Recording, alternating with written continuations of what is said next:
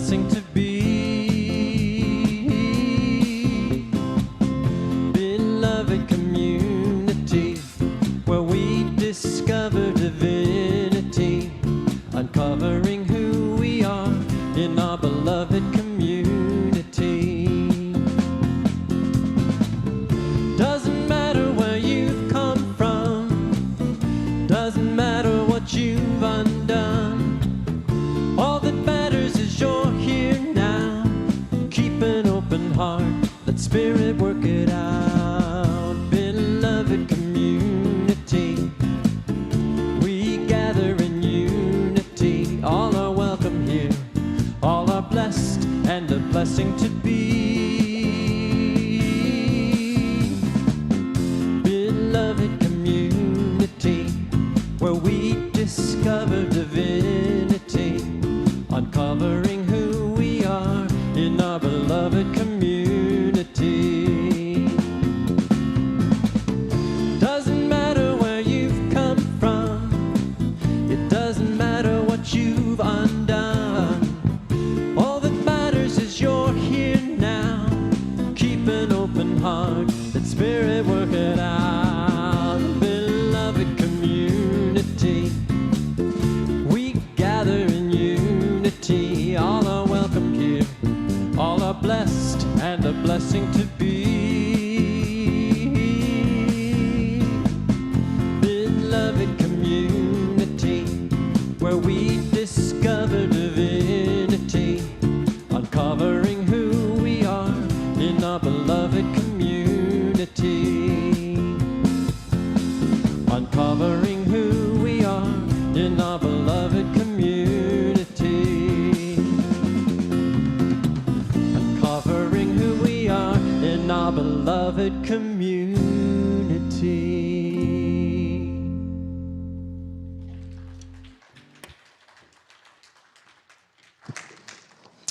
Good morning. Welcome to the Center for Spiritual Living in Santa Rosa, and thank you to our fabulous band for waking us up with music this morning. And thank you all for coming out on this foggy Sunday morning. I'm your host, Russ Laguerre, the assistant minister, and if you're watching us on YouTube, we're very grateful wherever you're joining us from all across the world. The Center for Spiritual Living is a place where you can belong. And one of my favorite songs, called Awake My Soul by Mumford & Sons, shares this lyric: where you invest your love, you invest your life.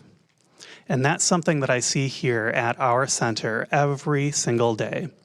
For example, this last November, one of our resident artists, Michael Seymour, invested his love by creating a whole gallery of colorful paintings that he donated to our center for a community fundraiser. And that fundraiser is done, and now I know that we have raised $9,200 to help support our community. I know, that's something else. So thank you, Michael, for quite literally painting your love for our center and for giving it away so freely. Hearing stories like Michael's and many more is why I love this community and why I feel so welcome here. That inspiration has been invaluable on my spiritual journey, and I'm grateful that you're all here to share your inspiration and your love. If you'd like to explore what's possible for your own journey, you can find many ways to connect with us on our website, CSLSR.org. And we all work together on that journey, and we are guided by our vision and our mission. And would you please join me in speaking those out loud? The Center for Spiritual Living is a spiritual community that promotes global transformation through personal transformation. Our purpose is to awaken humanity to its spiritual magnificence. We are motivated by a compelling global vision that inspires us to bring the gifts of compassion, integrity, and loving kindness to the world through our programs and teaching. Together, we are helping create a world that works for everyone. You can find this global vision on the front page of our website by clicking on the link titled We Are One. And part of this vision reads that we see a world where there is peace, harmony, and justice for all, a world where resources are valued, cared for, and shared. And we have 5 foundational spiritual practices that we share here at our center as we work towards this vision. And would you read those out loud with me? Spiritual study, affirmative prayer, meditation, selfless service, and spiritual circulation. We use flowers at our center to send messages of love and gratitude to one another. And today's dedication, which is all of these beautiful poinsettias that you see here on our stage, these all come from practitioner emeritus Barbara Jo Aloyas, and therefore our center. And she says, "The learning and the living of the science of mind philosophy has augmented my life immeasurably. I'm not different because of the philosophy. I am more because of the philosophy." God bless Ernest Holmes. So, thank you, Barbara Jo. And speaking of flowers, now is the time in our service where we welcome new visitors. And if you're a first-time visitor to our center, would you please stand or raise your hand and remain standing and keep your hand up? We would love to bring you a welcome packet and a flower as a token of our gratitude for you visiting us today.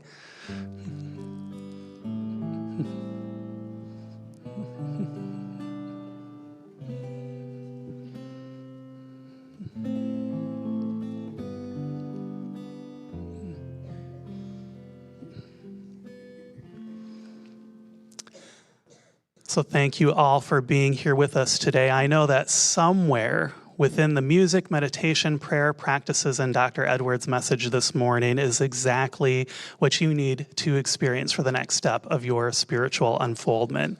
You are welcome here. Now, please enjoy some music before our short time of silent contemplation and prayer.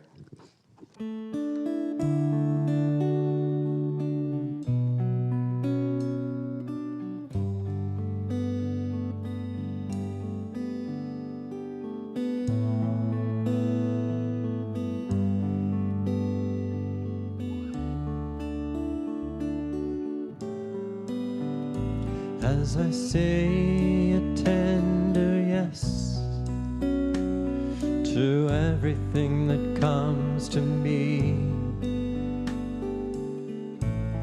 my heart is open, I am free. I open to all that is, it brings me to my knees. I surrender, I am peace. As I say a tender yes to everything that comes to me, my heart is open and I am free. I open to all that is, it brings me to my knees. I surrender, I am peace.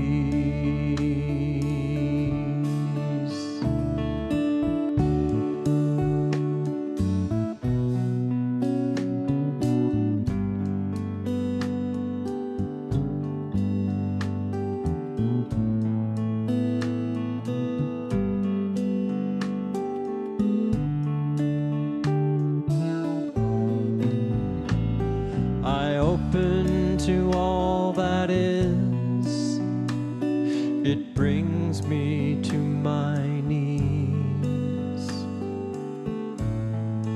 I surrender, I am peace. surrender. I am peace.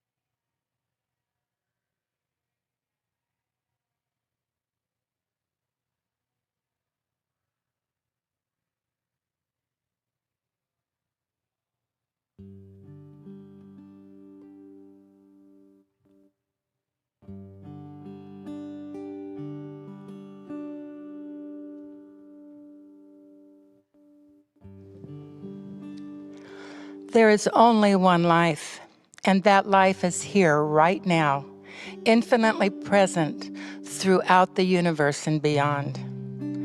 That life is love. That life is spacious wholeness. That life is the quality of balance, the quality of harmony, the quality of serenity, the quality of peace. Always present, always available. That life is the ground of all being, from which everything else is rooted. And that life is whole, complete, and perfect as it shows up in all of the varied ways it is. I am united with that life. I am united with that divine energy that simply flows through each and every part of this universe. It is the connection. It is us. We are one with it. We are one with each other. We are one as all with all. I accept for this service this morning the love of a community as it is shared through every part of this service, through the announcements, through the message, through the music, through the prayer, through the camaraderie that each of us will establish and be a part of as we are in this building today as a community. I give great thanks for this time, and I simply release this word into the law, which always acts as it is directed. And together we say, and so it is. Good morning. My name is Peggy Weber. I'm a prayer practitioner at this beautiful spiritual home. Would you please join me with the affirmation that's in back of me and on the board in front of you. I swim in the flow of consciousness, sowing good wherever I go. And so it is.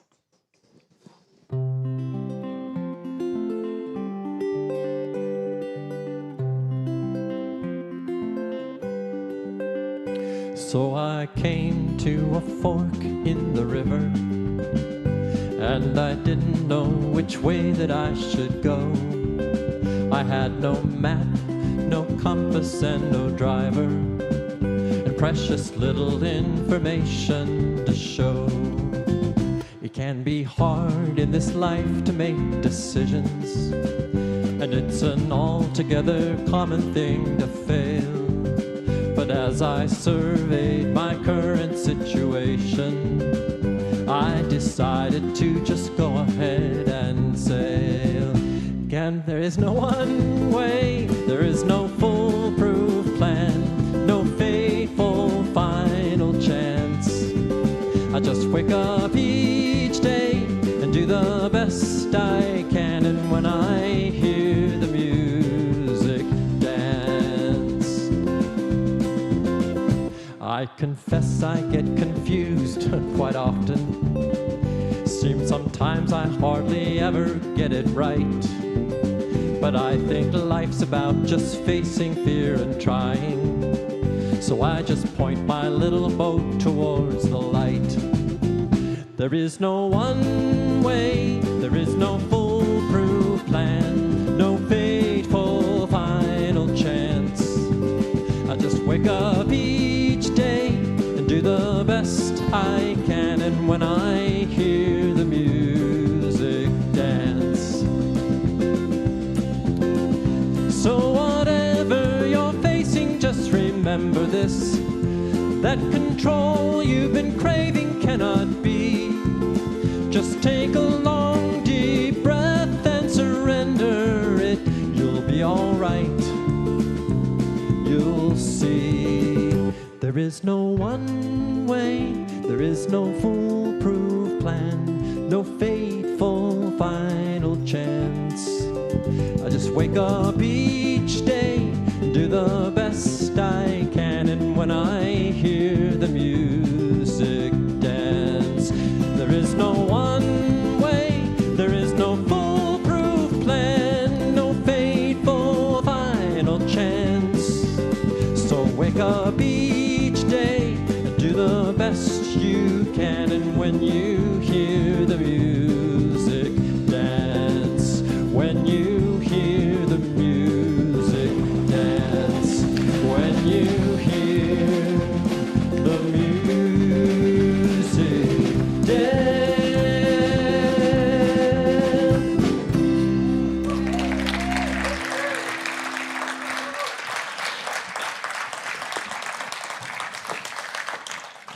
Thank you very much, Christopher, Brett, Nick. That's so lovely. I think you're going back to your roots, Christopher. Get us all dancing there. Good morning. Hello, beautiful people of the Center for Spiritual Living, and welcome to those of you online.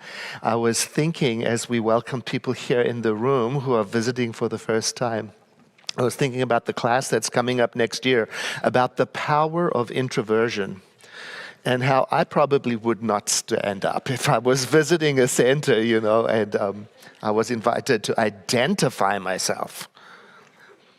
My extrovert friends would jump up and say, "Here, hello," but I would wait. I'd check you out first, right? So to those people who perhaps have been attending in the last several months and did not care to stand up and be identified, just please come and visit me after the service in the social hall, and we'll have a private welcome. And I'll still give you a rose, even if it was several months ago that you attended for the first time. And if you are online and you're just starting to listen to us in the past year, please let me know. It's very easy to contact me. My email address is my name, Edward, and then the letters of our center, CSLSR.org. And that's for anybody who wishes to comment on the message or the program, ask a question, offer us advice.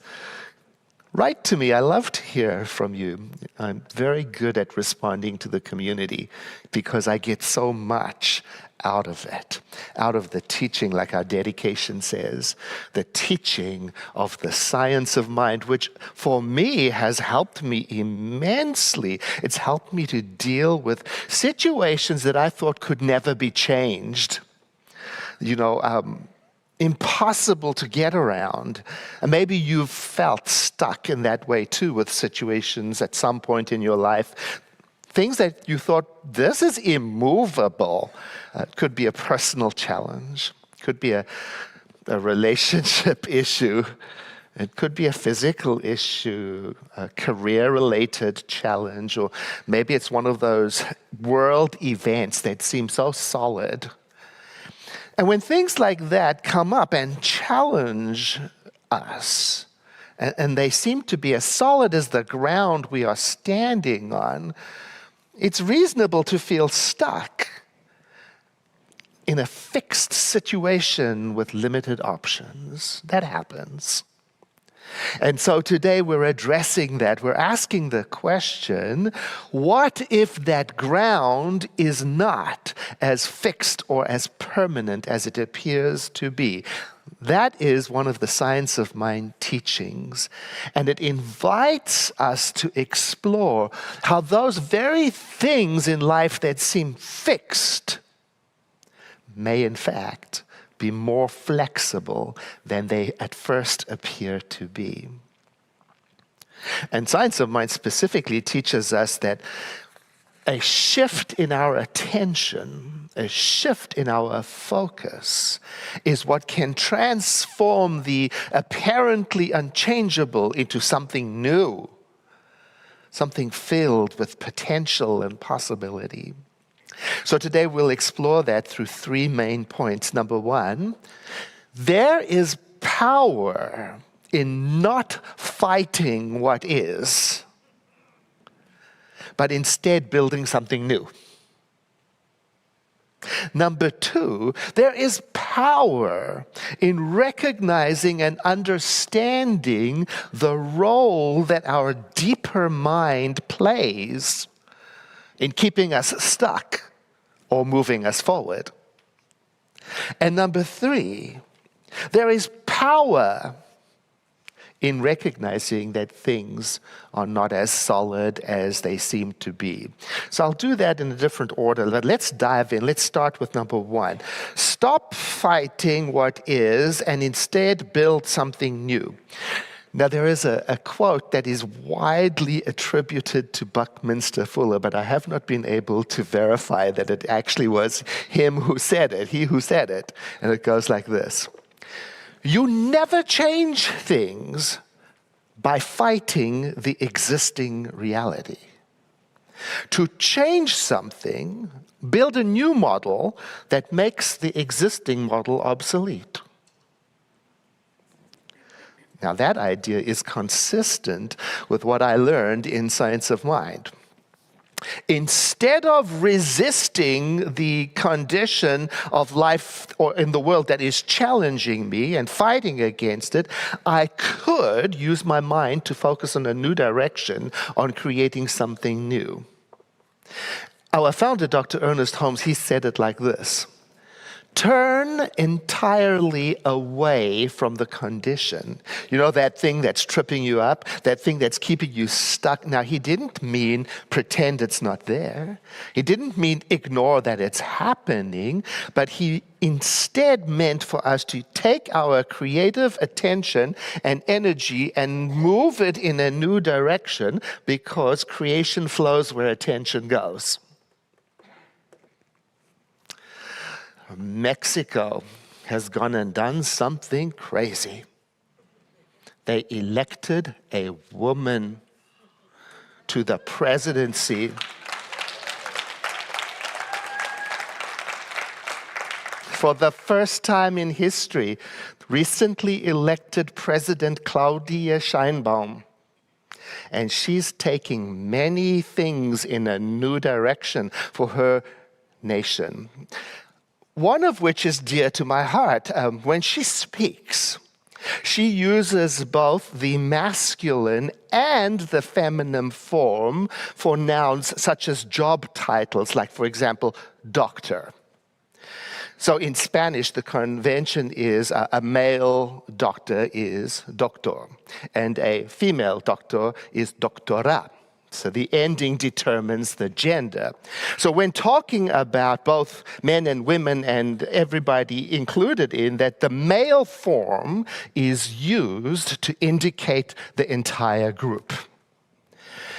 But that doesn't work for everybody, apparently. There is a movement afoot in the Spanish-speaking world, and that includes Presidenta Claudia. She's not too happy with it. The problem, or maybe it's not a problem, the issue is that there is something called the Royal Spanish Academy, founded in the 1700s, and its primary mission is to ensure the stability and the purity of the Spanish language. So they keep a watch on language norms, and they watch the evolution of vocabulary and grammar and usage, and it turns out they are pretty fixed in their opposition to gender-inclusive language changes in the Spanish language. That's their position. So rather than trying to change the academy or the institution, to change their mind, President Claudia just simply goes about speaking in a new way that works for her. She uses both a doctor y doctora in one sentence, whereas conventionally that wouldn't be necessary. For her, it's necessary. El presidente y la presidenta in one sentence. She puts them both in. Amigos y amigas, friends and friends of all genders. So that young women who hear her speak can have a powerful language model that purposefully and specifically and intentionally includes them, not as an afterthought, not as one in the crowd, but specifically. And when asked about this practice, she said something quite powerful that resonates with how I understand the science of mind. She said, it's my best translation of it, only what is named exists. That's important. Metaphysically speaking, naming something means to identify it and to give it form in my mind. And according to our teaching, everything begins in mind. The act of identifying and naming something is and can be thought of as initiating creation. So here it goes. Conceive it in mind, then give it substance with words, follow up with actions, and let the energy of life's creativity take over from there. I love how she speaks about the significance of language. I love how she spends tremendous energy and time acknowledging the contribution of women in the health of the nation. And it reminds me, as I listen to her, of the power of my word and the importance of speaking out that which I wish to have come about. She reminds me of the importance of identifying in my mind the direction I want to go in and speaking to it, which is why I'm always so disturbed when people say things like, I don't want to talk about politics, or I don't want to talk about whatever it is. Or I'm encouraging myself and you, talk about it. Talk about it and trust that consciousness from which it is born to be the change agent. Yes, it's uncomfortable. Talk about it.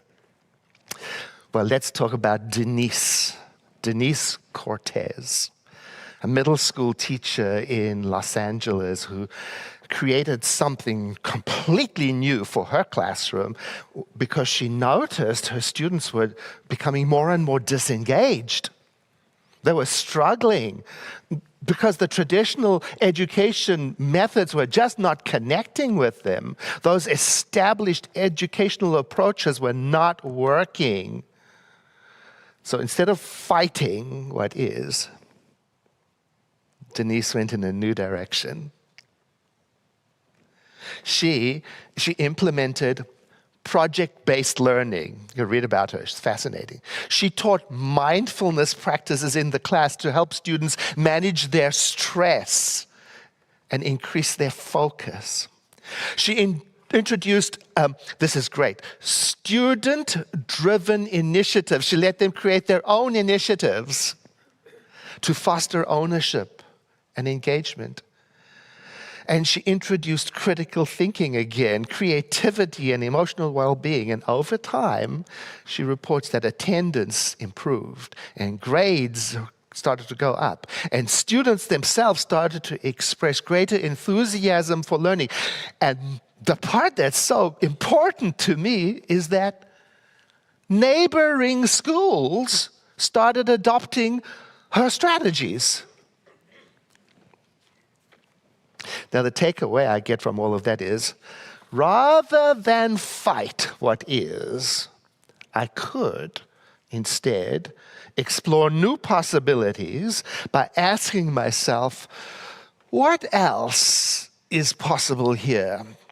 Or what else wants to happen here? Name it, conceive it in my mind. Get clear on the direction I want to see my life go in.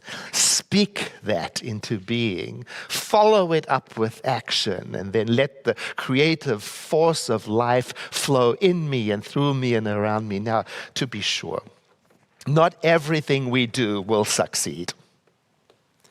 But those ideas that are not named and claimed, well, they just have less chance of germinating. So why not? That's the first topic. Number 2.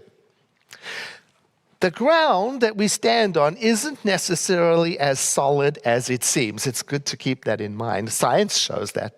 Shows us that the solid ground we stand on is moving, it's flowing on an atomic level, geologically, cosmologically.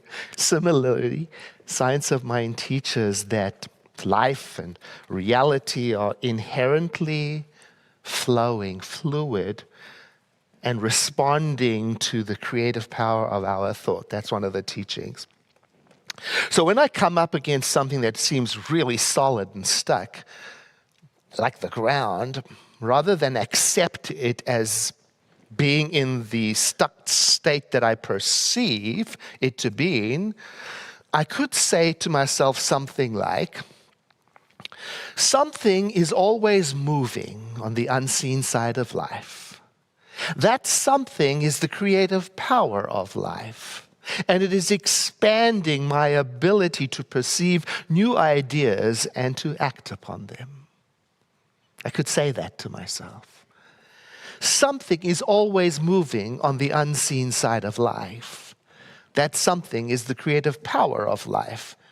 And it is right now expanding my ability to perceive new ideas and act upon them. The psychologist Carol Dweck, she did some research on what she called growth mindset that really supports this idea. And she suggests that individuals like you and I, we can develop that. We can cultivate this mindset of growth through practices, certain practices that I think if you've been hanging around here long enough, you will find to be very familiar. Number 1, by embracing challenges rather than rejecting them. That means thinking of challenges as learning opportunities and reframing failures as course corrections. Number 2, investing with effort. In other words, don't just sit there, do something. Take action. Because built into this is the recognition that persistence and effort, they lead us forward. You know, it's not always about having talent. It's also about having the willingness, which then leads to the development of the talent. Number 3, she suggests using the word yet. Saying, I can't do this, ... yet. I don't understand, yet. I don't know where to go, yet. Because this fosters the openness to possibility thinking. Number 4, seeking feedback from trusted friends. This is so important, because sometimes I got to get out of my own head. You know, especially if I tend to be very self-critical. So I want to develop around me the possibility of getting feedback that supports and nourishes my creativity and helps me get back up on my feet and learn. And the 5th one she suggests, this is so lovely, celebrating the success of other people. Because, sometimes in my past, I used to let other people's success get me down. Instead, the idea is use the creative energy of other people's success to inspire me to further growth. And I can say to myself, when I witness somebody succeeding, that energy is for me too. That success is for me too. That winning is for us. Identify with it and embody it. So what I take away from all of this is that it's important for me to keep in mind that reality is more fluid than I sometimes think it is. And when challenges do arise, I can remember, I could also shift my attention, my mindset to possibility thinking, to the type of thinking that allows me to thrive and grow. Now, the third point is this. There is power in understanding and knowing the role that our deeper mind plays in keeping us stuck or moving forward in life. Now, why is there power in knowing that? Because what is in our deeper mind, sometimes called the subconscious mind, what is in our deeper mind continues to influence us whether we are aware of it or not. We carry beliefs formed in our childhood, from our upbringing, from culture, from experience, and they're still there at work, like under the surface, behind the curtain. Don Miguel Ruiz, who wrote the 4 Agreements, he talks about a process called domestication. Now, domestication is the process of becoming so used to an idea that you don't notice it no more. Until you do. Until you start paying attention to it. Now, these ideas that we've become domesticated to, they may be good for us and some of them may not. They may inspire us and some of them may not. The point is, there are ideas that have become so normal to us that they become part of our deeper mind, they become part of our programming, where they continue to influence us from behind the scenes. So that is an opportunity. I then see, I want to plant in my deep mind as many helpful attitudes of mine as I can. Bring some balance there. I want to plant as many optimistic, beneficial, life-affirming, forward-moving ideas that I can, because I guarantee you there's a lot of nonsense in there too.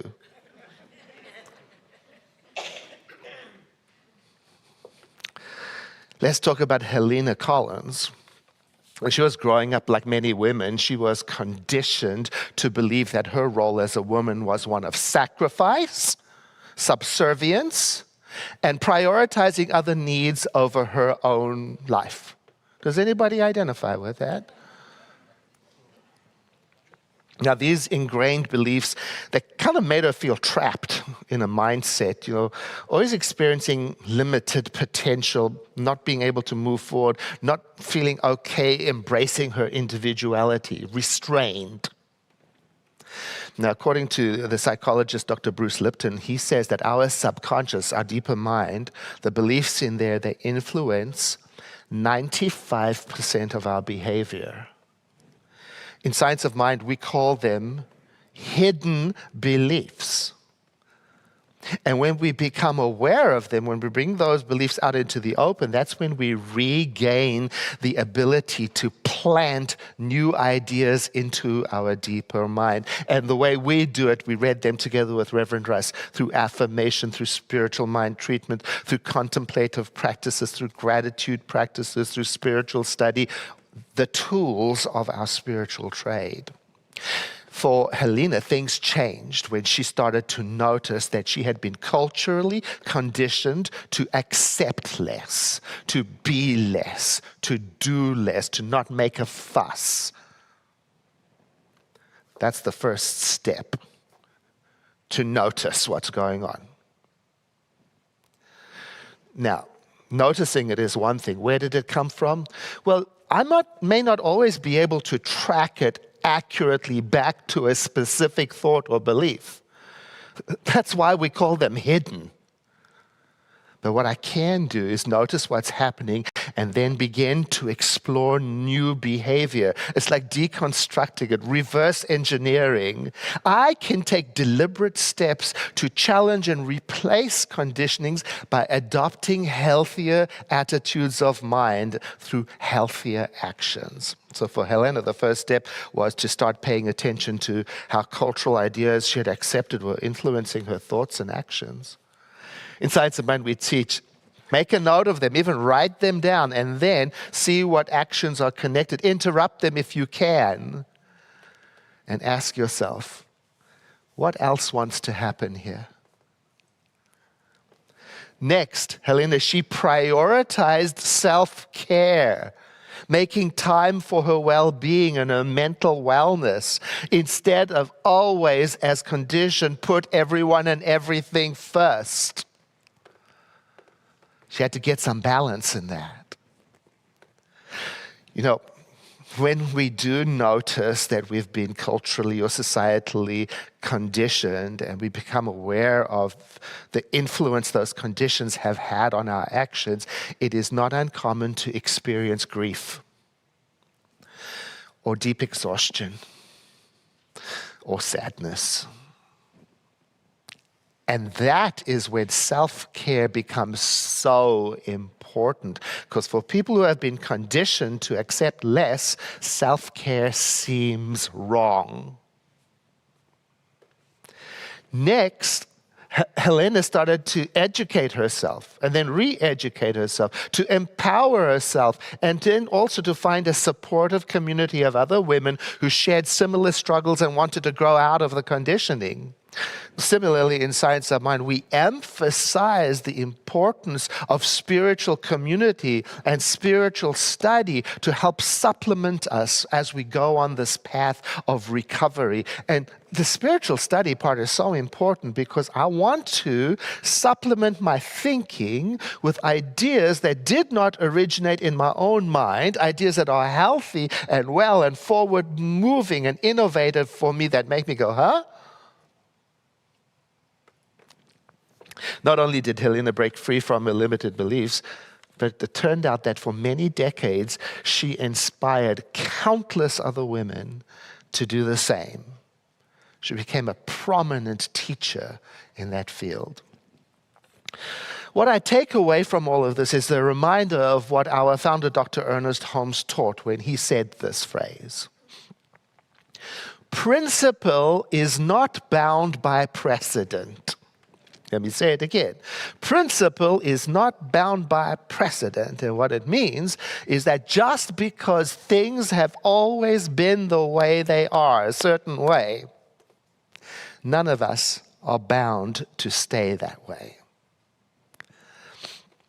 So today, the three ideas I spoke about were: one, there is power in not fighting what is, but instead going in a new direction, because the creative energy of mind flows through us in the direction of our attention. That's a good thing. Number two, there's power in recognizing that things aren't necessarily as solid as I may have thought them to be. And when I do shift my consciousness in that regard, away from stuckness to possibility, it introduces me to that field of endless possibility that we call spirit. Number three, there's power in knowing the role that my deeper mind plays in keeping me stuck or moving forward, so that once I become aware of that, I can elect to start vigorously planting new ideas in that. And I do that through repetition, mindfulness, and spiritual practices. So as we move into this new year that's coming pretty quick, I invite you to ask yourself, as I'm doing, what new directions do I want to create in my life in the new year? Get clear on that, name it, and speak it into being. One of our practices of speaking into being is called spiritual mind treatment. It's affirmative prayer. And I invite you to join me with this one as we close our time together. Won't you breathe in? And exhale as you let your eyes close, if that feels comfortable. There is one infinite creative power, a fluid and ever-evolving power that expresses itself through all of existence. It is limitless, expansive, and always in motion, bringing life, creativity, and possibility into form. This presence flows through all things, including my own consciousness. I am one with this creative power, and just as it is boundless, I too have that within me which is fluid, infinite, creative. There is nothing that separates me and the creative force that shapes reality. The same expansive potential that moves the universe moves me right now. I realize that there is no condition in my life that is fixed or immovable in the way I thought it might be. I let myself entertain the idea that that which seems solid and unchangeable is in truth fluid. I realize that I have within me the ability to direct my creative focus to building new ways, setting new directions. As I name my intentions, conceive them in my mind, and speak them into being, I realize that life's infinite potential supports me and flows through me into manifestation. I give thanks for this fluid, limitless nature of the creative power that flows through me and around me. I'm grateful for the ability in me to recognize, name, and create new possibilities in my life. I deeply appreciate the wisdom and strength that allow me to land firmly in my spirituality no matter what challenges arise. And I celebrate the new directions that unfold from my conscious intentions and creative action. And so I release this, my word of prayer, into that infinite law, the spiritual law, understanding that as it is spoken, as this word is spoken, it is already being acted upon by the creative power of the universe. So I let go with confidence that the creative power of life is flowing effortlessly through me and toward my attention and intention. It is done, and so I say, and so it is. I invite you to breathe in and to sigh. And with that sigh, we make the transition to the part of our service where we celebrate our center and its community and support it financially. Our website has a page under Donate where you can find out all the ways that it is possible to donate to our center, including text to give. If you have given electronically, feel welcome to pick up a coupon on your way in. Has anybody got one in their hand? And those coupons say, I give in a certain way. And then you can drop that in the offering basket as it goes around as a symbol of your gift already given. So whether you're giving a coupon or you have something in your hand right now, won't you please place your hand on your chest as a symbol of your heart connection to our center? Will the ushers please stand as we say together, I bless this gift. I send it forth to heal and prosper. It does amazing work in the world. And so it is. Ushers, please receive the gift.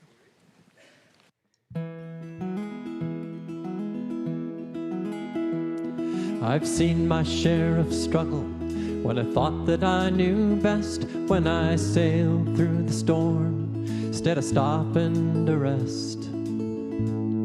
And it always seemed the hardest when I made up my stubborn mind. Well, I'm changing my ways this time. Wanna be like water coming down the mountain into shadowy canyons, flowing from pool to stream. Wanna be like water, not uphill no more. I am bound for the sea. Have you ever seen an angel head straight into the wind? Wait, that was supposed to be an eagle. Have you ever seen an eagle head straight into the wind? He doesn't pick a fight, spreads his wings and just gives in. And in the end he always makes it home just fine. I guess he knows that every storm subsides. Wanna be like water heading down the mountain into shadowy canyons, flowing from pool to stream. Wanna be like water and uphill no more. I am bound for the sea. I'll let nature take its course. No more thinking that I know where this river's meant to go. I have railed against the stars for the cards that I've been dealt, for the lottery I've never won, for the heartache that I felt. And it always seemed when I let go of expectations and regret, life has plenty of surprises for me yet. Wanna be like water heading down the mountain into shadowy canyons, flowing from pool to stream. Wanna be like water and uphill no more. I am bound for the sea. Wanna be like water coming down the mountain into shadowy canyons, flowing from pool to stream. Wanna be like water and uphill no more. I am bound for the sea.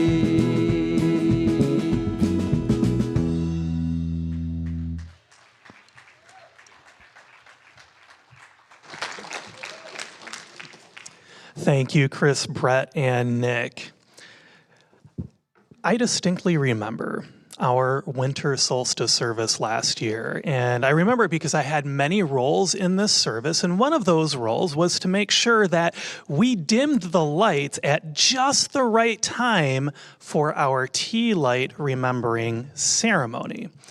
Now, you may not know this, but for me to be able to dim the lights out there in the social hall, we actually have to go up to the sound booth to do that. So after I dimmed the lights and I came back out, I looked down and I saw something brilliant. All of a sudden, these little dots of lights start to turn on, one after the other, until there's a whole sea of light below me. And I was floored. It was like seeing this shining sea of spirit. So that's something that I'm really looking forward to, seeing those lights again, and so much more this Wednesday at 7 p.m. in our social hall. That's our winter solstice service. And during the service, we're going to gather around the winter solstice tree, which if you're here in our sanctuary, you saw it coming in. It's out in our social hall. But we've got a very important job. That tree's not going to be complete until we bedazzle it with ornaments. And that's what we're going to do today, actually right after this service. So if you'd like to stick around, you can grab a seat at one of those crafting tables behind the tree and share your creativity. Create an ornament to hang on our solstice tree so that it is properly bedazzled for our winter solstice service. And speaking of Christmas, each year when Christmas rolls around, I get pretty excited. And as assistant minister, I have the privilege and the honor of hosting our Christmas Eve candle lighting service. And part of my role as assistant minister is to take the flame of the Christ candle, which we light right here where I'm standing, and extend it so that our community may light their candles from that very same flame. The love, the peace, and intention that I see from each and every person who lights their candle to place it amongst the collective flames of our community is priceless. And the best part is I get to see it twice, because we have a 6 p.m. and an 8 p.m. Christmas Eve candlelighting service. And we also live stream that 6 p.m. service online if you cannot make it here in person. Now, on top of all of this beauty, throughout the service, I get to relax into the masterfully orchestrated sounds of our center band and choir. Yes, and speaking of that, if you can't make it on December 24th, you can still come and get a sneak preview of the music. And Chris has a special invitation for you with that. That was the invitation. On Monday night, the night before Christmas Eve, we're having a dress rehearsal, and we love to have a live audience for that because, you know, we rehearse this music since like September, and then we get to do it once on Christmas Eve, twice, so we'd love to do it one more time for you, on, especially if you're not able to come on Christmas Eve. Please feel free to come, 8 o'clock, Monday, December 23rd. And even if you are coming to the Christmas Eve service, maybe you want to hear the music twice. It's really good. So hope to see a lot of you there on the dress rehearsal. Yeah. Well, thank you, Chris. And I certainly plan to be there. I'm excited. It's going to be great. Now, last Christmas thing, on Christmas morning, that day after our Christmas Eve service, we are going to have a Zoom Christmas Eve service, and that will be led by Reverend Tara Steele at 10 a.m. And Reverend Tara invites you to come as you are. So you can sign in with your best Christmas cheer, your hot tea, your warm cocoa, and your PJs, and spend a lovely Christmas morning together. Now, there's also something very important about that Wednesday, December 25th. Because we're having the Christmas Zoom service, we are not going to have a Wednesday evening service that day. So Christmas in the morning, no Wednesday evening service. Just want to make sure somebody doesn't show up at the center because the gate will be closed. Okay. All right, now it's no secret to me that our world could use a little bit more peace. And one of the principal teachings that we share here at the center is that peace begins within us. Now, for the last 39 years, that's almost as long as I've been alive, our center has hosted an annual World Peace Meditation where we share the peace within us with those around the world. On December 31st at 4 a.m. right here at the center, actually in Grinton Chapel out behind the social hall, we are going to meet here and meditate to share our peace with thousands who are also sharing their peace all around the world. That's why we started at 4 a.m. so that we can all align our timing across the world. So you can join us for that. And then in January, I am delighted to share my workshop, Vision Your Life. And that's going to be on the very first Sunday of January in 2025. And visioning is a practice that has completely shifted my life. In fact, I wouldn't be here as your assistant minister if it was not for a visioning practice that I took. Actually, the day before I became a licensed minister. It was fabulous and a little weird at the same time. So I'm really excited to share a deep visioning meditation with you on that Sunday, and so that you might channel your own vision for 2025. And once we do that, you'll have the inspiration to create your own vision board to help you stay inspired throughout 2025. So you can sign up for that on our website. And if you have any old colorful magazines, whatever they are, that you would like to donate for that workshop, the more magazines that we have, the more creativity we get to share. So you can drop any of those magazines off at our info desk on Sunday. You can also drop them off any day that our office is open throughout the week, and you can chat with me after service. I'm happy to tell you what those days are. If you really want to make a friend, go to someone's house and eat with them. The people who give you their food give you their heart.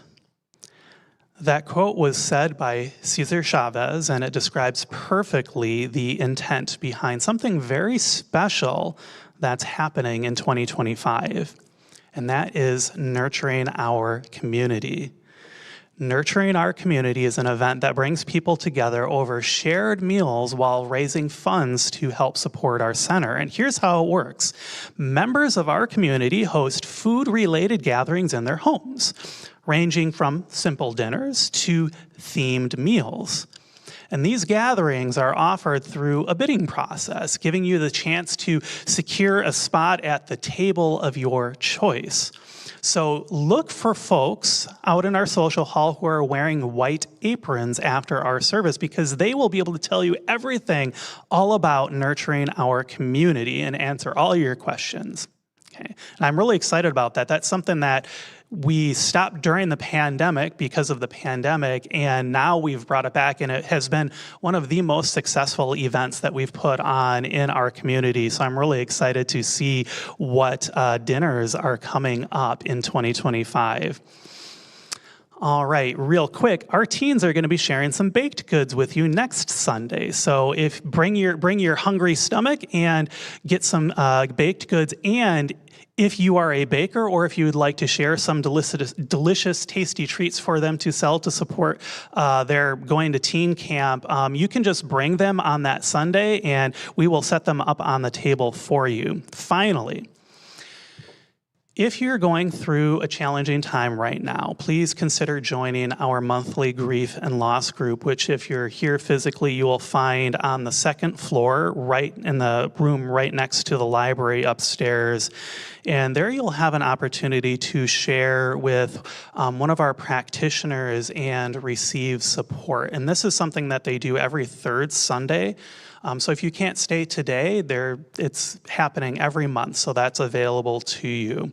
And that happens from 10 until 11 a.m. So if you're watching online, or if you maybe like to come to the 11 a.m. service, you can also come early to partake in that. All right, thank you very much. Have a wonderful week. Thank you very much, Reverend Russ. We do have prayer support available in the sanctuary and also online. So let's close our service now with song. Won't you please stand as you are able and sing with us? I release and I let go. I let the Spirit run my life, and my heart is open wide. Yes, I'm only here for God. I no more